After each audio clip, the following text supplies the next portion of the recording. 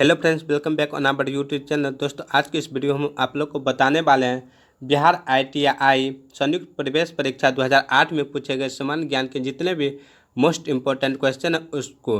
दोस्तों, वीडियो शुरू करने से पहले आप लोग को बता दें कि हम ऐसे ढेर सारे वीडियो दे चुके हैं। अगर आप उस वीडियो को नहीं देखे हैं तो आप हमारे इस चैनल के प्लेलिस्ट में जाकर आप उस वीडियो को देख सकते हैं।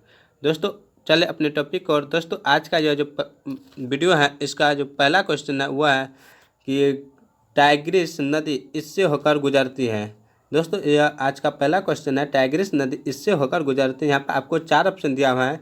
ए न्यूयॉर्क, बी मैड्रिड, सी कुवैत और डी बगदाद। तो दोस्तों, इसका जो राइट आंसर होगा वो होगा ऑप्शन नंबर डी बगदाद। दोस्तों, बगदाद से होकर टाइग्रिस नदी गुजरती है। नेक्स्ट क्वेश्चन, मसालों का बगीचा किसे कहा जाता है? तो दोस्तों, यहाँ पर आपको 4 ऑप्शन दिया हुआ है। ए केरल, बी जयपुर, सी कोची और डी उड़ीसा। तो दोस्तों, इसका जो राइट आंसर होगा वो होगा ऑप्शन नंबर ए केरल। दोस्तों, मसालों का बगीचा केरल को कहा जाता है। दोस्तों, इलायची, काली मिर्च, लौंग आदि सदृश मसालों के उत्पादन कहाँ होते हैं? केरल राज्य में। तो इसलिए इसका नाम मसालों का बगीचा पड़ा। नेक्स्ट क्वेश्चन, शिलोंग किसकी राजधानी है? तो दोस्तों, यहाँ पे आपको 4 ऑप्शन दिया है। ए मिजोरम, बी मेघालय, सी मणिपुर और डी अरुणाचल प्रदेश। दोस्तों, इसका जो राइट आंसर होगा वो ऑप्शन नंबर बी होगा, मेघालय। दोस्तों, शिलोंग का जो राजधानी है वो मेघालय है। दोस्तों, आपको मिजोरम की राजधानी बता दें, किसका? मिजोरम। मिजोरम की राजधानी आइजोल है और मणिपुर की राजधानी इम्फाल है और इसका अरुणाचल प्रदेश की जो राजधानी है वह ईटानगर है। दोस्तों, फिर से एक बार, मेघालय की राजधानी, शिलोंग की राजधानी कहाँ है? तो मेघालय है। और मिजोरम की राजधानी कहाँ है? तो आइजॉल है। और मणिपुर की जो राजधानी है वो इम्फाल है। और जो अंतिम में अरुणाचल प्रदेश है, इसका जो राजधानी है वो ईटानगर है। नेक्स्ट क्वेश्चन, संगीत जनक, भारतीय संगीत का जनक है। दोस्तों, यहाँ पर जो आपको 4 ऑप्शन दिया है।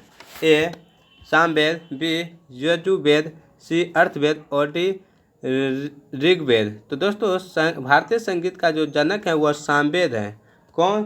तो सामवेद। दोस्तों, इसका राइट आंसर ए होगा, ऑप्शन नंबर ए सामवेद। नेक्स्ट क्वेश्चन, रुपया किस देश की मुद्रा है? दोस्तों, रुपया जो है यह आपको 4 ऑप्शन यहाँ पर दिया है। आपको बताना है कि रुपया किस देश की मुद्रा है। यहाँ पे आपको 4 ऑप्शन है। चीन पहला, बी में भारत, सी में जापान और डी में ऑस्ट्रेलिया। तो दोस्तों, इसको आप लोग बताएं कि इसका जो राइट आंसर क्या होगा। 2 मिनट का वक्त देते हैं और आप लोग कमेंट बॉक्स में इसका आंसर दे। दोस्तों, उम्मीद करते हैं इस क्वेश्चन का आंसर आप कमेंट बॉक्स में दे चुके होंगे। तो दोस्तों, आपको बता दें कि इसका जो राइट आंसर होगा कि रुपया किस देश का मुद्रा है। तो दोस्तों, इसका right answer option number B होगा, भारत। तो भारत का मुद्रा जो है वो रुपया है। दोस्तों, बता दें कि चीन की जो मुद्रा है, किसका? चीन का, वह युआन है। और जापान के जो मुद्रा है वो एन है। और ऑस्ट्रेलिया का जो मुद्रा है वो ऑस्ट्रेलियाई डॉलर है। क्या है? ऑस्ट्रेलियाई डॉलर है। Next question,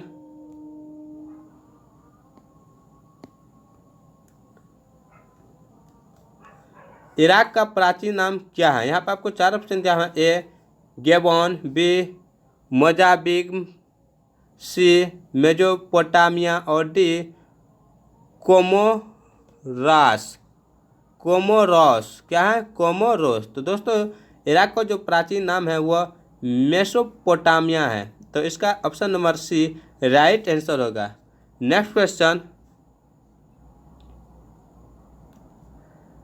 who lives if India dies का नारा किसने दिया? यहाँ पर आपको 4 ऑप्शन दिया है। ए लाला लाजपत राय, बी विनोबा भावे, सी लाला हरदयाल और डी जवाहरलाल नेहरू। तो दोस्तों who lives if India dies, इसका जो नारा दिया था यह जवाहरलाल नेहरू ने दिया था। इसका राइट आंसर डी होगा। क्या होगा? Option number D right answer होगा। दोस्तों नेक्स्ट क्वेश्चन की ओर चले। नेक्स्ट क्वेश्चन है, चोल वंश के संस्थापक थे। यहाँ पर आपको 4 ऑप्शन दिया हुआ है। ए नेडियोन, बी विजयालय, सी मलिक अहमद और डी आदिल शाह। तो दोस्तों इसका जो राइट आंसर होगा, चोल वंश का जो संस्थापक थे वो थे विजयालय। इसका option number B right answer होगा। नेक्स्ट क्वेश्चन, मध्यरात्रि का सूरज किसे कहा जाता है? यहाँ पर आपको 4 ऑप्शन दिया हुआ है। A Norway, B Japan, C Finland और डी भारत। तो दोस्तों इसका जो राइट आंसर होगा वो होगा ऑप्शन नंबर ए नॉर्वे। मध्यरात्रि का सूरज किसे कहा जाता है? तो नॉर्वे को मध्यरात्रि का सूरज कहा जाता है। यहाँ पे 10वां क्वेश्चन, एड्रीनेलिन है। यहाँ पर आपको 4 ऑप्शन दिया है। ए प्रोटीन, हार्मोन, बी प्रोटीन, सी वसा और डी विटामिन। तो दोस्तों एड्रीनेलिन जो है यह एक का प्रकार का हार्मोन है। तो इसका ऑप्शन नंबर ए राइट आंसर होगा।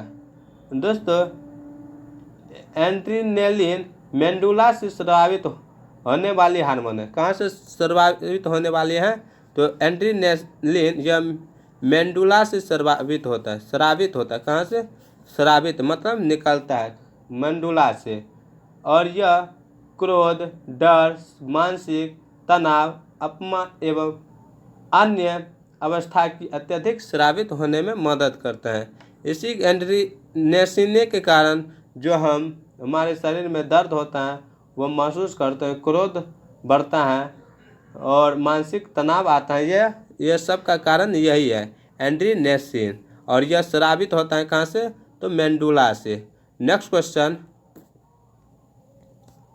सूर्य के सबसे नज़दीक ग्रह कौन है? यहाँ पर आपको 4 ऑप्शन दिया हुआ है। ए बुध, बी शुक्र, सी पृथ्वी और डी मंगल। तो दोस्तों सूर्य के जो सबसे नज़दीक ग्रह हैं वह बुध है। तो दोस्तों इसका राइट आंसर ऑप्शन नंबर ए होगा। दोस्तों बता दें कि शुक्र को पृथ्वी का जुड़वा बहन कहते हैं। क्या कहते हैं? पृथ्वी का जुड़वा बहन कहते हैं। शुक्र को भोर और सांझ का तारा कहते हैं। शुक्र को चमकीला तारा भी कहते हैं। यहाँ पे मंगल ग्रह को लाल ग्रह कहते हैं और पृथ्वी को नीला ग्रह कहते हैं। नेक्स्ट क्वेश्चन, 1983 ईस्वी के विश्व कप क्रिकेट में भारत ने किस देश को फाइनल में हराया था? यहाँ पर आपको 4 ऑप्शन दिया हुआ है। Option number A Australia, B England, C West Indies और डी दक्षिण अफ्रीका। तो दोस्तों इसका जो राइट आंसर होगा वो का option number C West Indies. West Indies को भारत ने 1983 ईस्वी में फाइनल में हराया था। किसको? तो वेस्ट इंडीज को। नेक्स्ट क्वेश्चन, गरबा कहाँ का लोक नृत्य है? यहाँ पर आपको 4 ऑप्शन दिया हुआ है। ए गुजरात, बी राजस्थान, सी उड़ीसा और डी उत्तरांचल। तो दोस्तों इसका जो राइट आंसर होगा इसका ऑप्शन नंबर ए होगा गुजरात। गरबा जो है यह गुजरात का लोक नृत्य है। और यहाँ पे आपको नेक्स्ट क्वेश्चन जो है ऑप्शन नंबर क्वेश्चन नंबर 14, महामना के नाम से किसे संबोधित किया जाता है? यहाँ पर आपको 4 ऑप्शन दिया हुआ है। ए दयानंद सरस्वती, बी महात्मा गांधी, सी विनोबा भावे और डी मदन मोहन मालवीय। आपको यहाँ पे पता चल गया होगा कि मनमना किस के नाम से जो जाना जाता है वह जाना जाता है मदन मोहन मालवीय। तो इसका option number D right answer होगा। जैसे म से मदन, ह से मोहन और ना म से मालवीय, मदन मोहन मालवीय। तो महामना के नाम से जाना जाता है। नेक्स्ट क्वेश्चन, यहाँ पे आपको बता दे महात्मा गांधी को राष्ट्रपिता भी कहते हैं और बापू कहते हैं। ठीक, महात्मा गांधी को राष्ट्रपिता के नाम से भी जानते हैं और बापू के नाम से भी जानते हैं। नेक्स्ट क्वेश्चन, संयुक्त राष्ट्र सुरक्षा परिषद में अस्थायी सदस्यों की संख्या कितनी है? यहाँ पे आपको 4 ऑप्शन दिया है, ए 10, बी 5, सी 15 और डी 199। तो दोस्तों इसका जो राइट आंसर होगा वो होगा ऑप्शन नंबर बी 5। यहाँ पे संयुक्त राष्ट्र सुरक्षा परिषद में जो अस्थायी सदस्य की संख्या है वह 5 है। कितना है? 5। कौन कौन? तो संयुक्त राज्य अमेरिका, ब्रिटेन, रूस, फ्रांस और चीन। तो दोस्तों इसका right answer option number B होगा। दोस्तों जब यहाँ से आपको 3 क्वेश्चन बनता है कि संयुक्त राष्ट्र सुरक्षा परिषद में अस्थायी सदस्यों की संख्या कितनी है, तो वह होगा 5। जब यह अस्थायी ना हो करके अस्थायी हो जाएगा, क्या? तो अस्थायी हो जाएगा, तब इसका राइट आंसर वो हो जाएगा 10। और जब यह अस्थायी ना होकर कुल कहेगा संयुक्त राष्ट्र सुरक्षा परिषद में कुल सदस्यों की संख्या, तब वो ऑप्शन नंबर सी 15 हो जाएगा। दोस्तों यहाँ पे आपको पता चल गया होगा कि अस्थायी कहेगा तो 5, अस्थायी कहेगा तो 10 और कुल कहेगा तो 15 होगा। ठीक, नेक्स्ट क्वेश्चन। ब्रिटेन का राष्ट्रीय चिन्ह है। यहाँ पर आपको 4 ऑप्शन दिया है, ए सफ़ेद लिली, बी शेर, सी गोल्डन डॉट और डी गुलाब का फूल। तो दोस्तों ब्रिटेन का जो राष्ट्रीय फूल है या चिन्ह है वह गुलाब का फूल है। क्या है? गुलाब का फूल। आपको पता होगा कि या आप जानते होंगे तो आप कमेंट बॉक्स में लिखिए कि गोल्डन रॉड किस देश का राष्ट्रीय चिन्ह है। अगर आपको पता है तो यह कमेंट बॉक्स में लिखिएगा।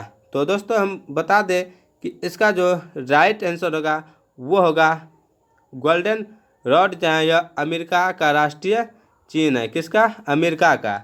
और शेर का क्या होता है? नॉर्वे या नीदरलैंड। और सफ़ेद लिली, इसका जो होता है दोस्तों सफ़ेद लिली, क्या होता है? सफ़ेद लिली, इसका इटली होता है, जो इटली का राष्ट्रीय चिन्ह है। ठीक, next question. As you like it नामक अंग्रेजी पुस्तक किसने लिखी थी? यहाँ पर आपको 4 ऑप्शन दिया हुआ है, A G B. Shaw, B William Shakespeare, C T S. Eliot और डी चार्ल्स डिकेंस। तो दोस्तों इसका जो राइट आंसर होगा वो ऑप्शन नंबर बी होगा, William Shakespeare. As you like it नामक अंग्रेजी पुस्तक विलियम शेक्सपियर ने लिखा था। Next question.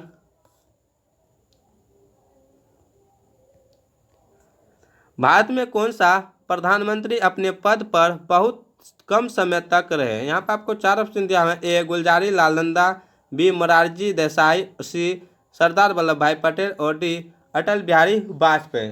तो दोस्तों इसका जो राइट आंसर होगा वो होगा ऑप्शन नंबर ए गुलजारी लाल नंदा। दोस्तों गुलजारी लाल नंदा भारत के ऐसे प्रधानमंत्री थे जो बहुत कम समय तक रहे।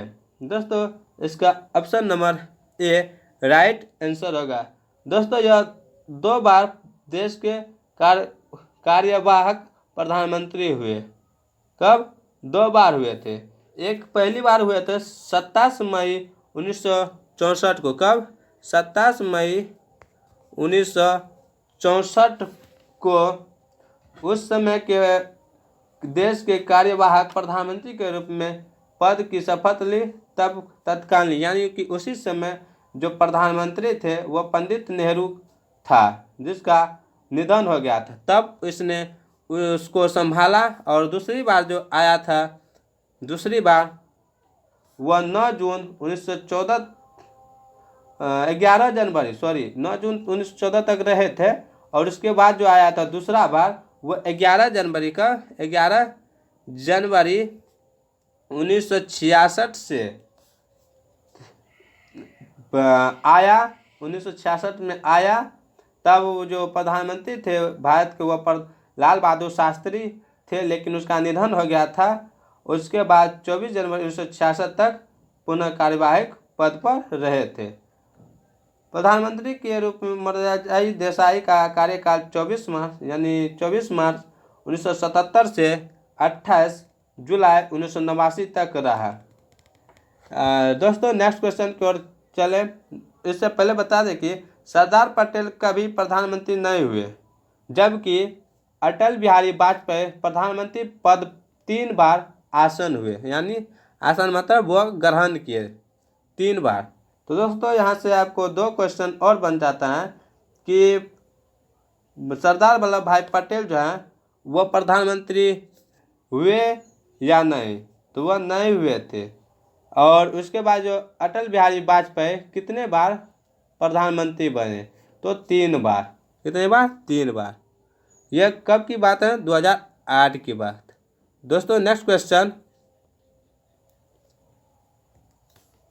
फुटबॉल वर्ल्ड कप ट्रॉफी कितने वर्ष बाद आती है? तो यहाँ पे आपको 4 ऑप्शन दिया है, ए 1 वर्ष, बी 4 ईयर्स, और सी 2 ईयर्स, और डी 3 ईयर्स। तो दोस्तों इसका जो राइट आंसर होगा फुटबॉल वर्ल्ड कप ट्रॉफी, इसका कितने वर्ष बाद आता है? तो यह 4 वर्ष बाद बनता है।